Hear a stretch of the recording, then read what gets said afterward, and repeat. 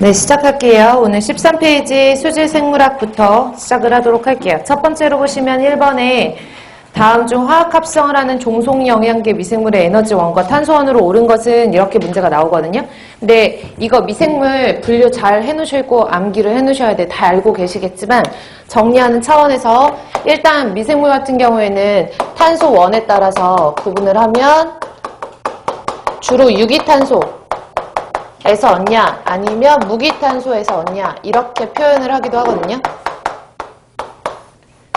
맞아요? 그래서 무기탄소의 가장 대표적인 게 누구예요? 이산화탄소. 그 다음에 뭐 중탄산이온, 탄산이온 같은데 이런 무기탄소에서 탄소원을 얻는 그런 미생물들이 있고 그 다음에 유기물의 상태에서 탄소를 얻는 그런 미생물들도 있죠.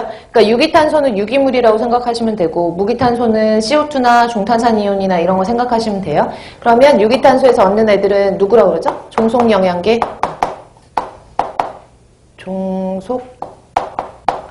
영양계 미생물이라고 하고 헤테로트로프 마이크롭스라고 하는데요. 헤테로까지만 암기를 해놓는 걸로 할게요. 그 다음에 무기탄소 같은 경우에는 독립영양계 그리고 오토트로프 마이크롭스라고 해가지고 오토까지만 암기를 해놓으시고 그리고 종속영양계 미생물 같은 경우에는 다른 말로 타가영양계라고도 하니까 알아두시고 독립영양계는 자가영양계라고 하거든요. 그래서 이 두 가지 분류해서 알아두시고요. 에너지원. 에너지원은 빛에서부터 얻는 광영양계 미생물이 있죠. 그래서 광영양계 미생물 포토트로프 마이크롭스 그 다음에 어떤 화학 반응 같은 거, 산화 환원 반응 같은 화학 반응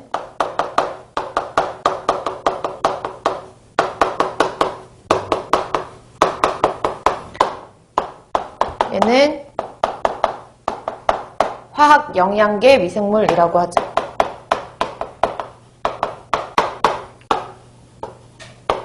그래서 케모트로프 이렇게 얘기를 하는데요. 그래서 헤테로, 오토, 포토, 케모 이렇게 해가지고 여러분들 영어로도 알아두시고 그 다음에 분류해서 알아두시면 돼요. 그러면 이 문제 볼까요? 화학합성을 한대요. 그 화학합성이라는 것은 무슨 영양계? 화학영양계를 찾으시면 되고요. 두 번째로는 종속영양계 미생물의 에너지원과 탄소원을 찾아라 라고 했거든요. 그럼 종속영양계 에너지원은 유기탄소겠죠? 그쵸? 그러면 유기탄소의 산화하는 반응을 이용하는 거잖아요. 맞죠? 종속영양계 미생물이면서 화학영양계 미생물이니까 유기물의 산화하는 반응을 이용을 하는 거죠. 그래서 거기에 해당하는 거를 찾아주시면 돼요. 몇 번이에요? 2번이죠. 만약에 독립영양계 미생물이고 화학합성을 한다라고 하면은 얘네들은 3번이 정답이 돼야 되겠죠. 무기물과 무기탄소에 해당하는 CO2 그렇게 구분을 해서 알아두시면 되겠고요. 그 다음에 2번 한번 볼까요? 박테리아에 관한 다음 설명으로 알맞지 않은 것은 사실은 여기 수질 생물학 같은 경우에는 지문으로 나오는 지금까지 출제된 비중은 2번, 3번 뭐 이런 것들은 많이 나오지는 않아요. 그래서 자주 출제되는 비중은 1번 같이 이렇게 미생물의 분류 같은 것들은 자주 출제가 되는데 2, 3번은 박테리아가 무엇인지 그 다음에 여러분들이 한 번씩 들으셨던 균류라든지 펀지 기억하시죠? 그 다음에 원생동물, 후생동물, 그 다음에 조류 이런 것들에 대한 특성들을 조금 알아두시고 기억해 놓으시라고 써놓은 거니까 2번, 3번은 그렇게 정리를 하세요.